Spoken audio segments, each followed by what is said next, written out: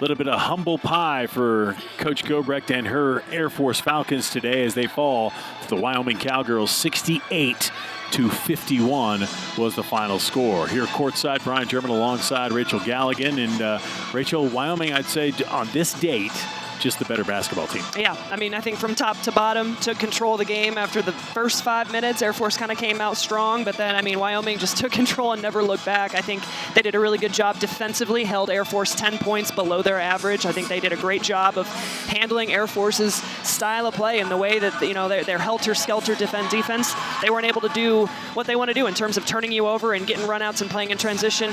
Really impressed with Wyoming today. Absolutely. Wyoming only 11 turnovers in this basketball game. Let's take a look at the numbers, the rest of the numbers for this game. And Wyoming shot 62%. I think the main reason for that, Rachel, they scored a lot of points in the paint. 50 points in the paint. I mean, that 50 to 20.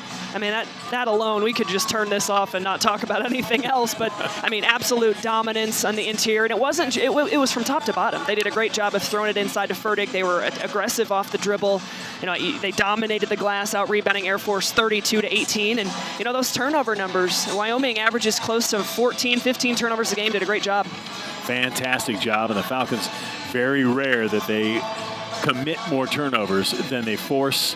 Wyoming won by 1 in that battle today. So let's take a look at some of the highlights. Milani Perry scored 28 against San Diego State, only 10 today, and most of that late. Well, was in a little bit of foul trouble early on, came in and, you know, was really trying to be aggressive off the dribble, but it was just too little too late. I mean, Wyoming did a great job of just kind of keeping her in check. And some of the steals, Air Force came up with a few. They averaged just about 13 a game, only had 8. That's one right there from Cortez.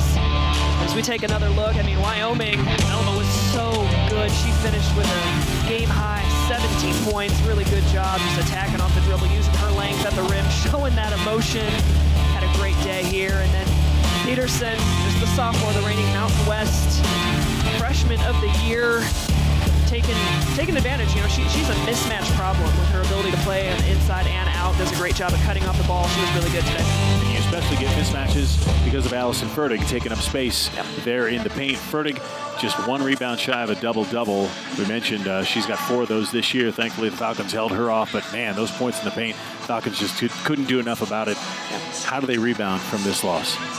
You got to get back into the film room. You got to understand, okay, this really exposed us and our ability to execute in the half court, I think, offensively. So some things you can shore up in the half court. And then I think just defensively, you know, when we're not able to do what we do with our ability to turn you over, how do we find ways to, you know, stop a team in the half court? And how do we find ways to get ourselves going a little bit? I think they could have been a little bit more aggressive off the dribble as well and get yourself to the free throw line. Well, the Falcons will have to come back on the road. They'll be at Nevada on January 10th, and then they're back down here against UNLV, the top team in the conference right now, on January 13th.